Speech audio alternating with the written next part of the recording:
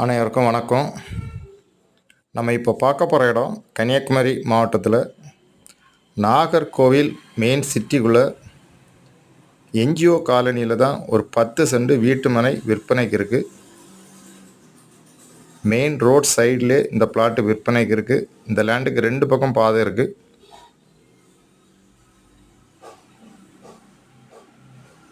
உங்களுக்கு வீடு கட்டுறதுக்கு, அப்பார்ட்மெண்ட் கட்டி வாடகை கொடுக்குறதுக்கு, கடை கட்டுறதுக்கு அருமையான இடம்.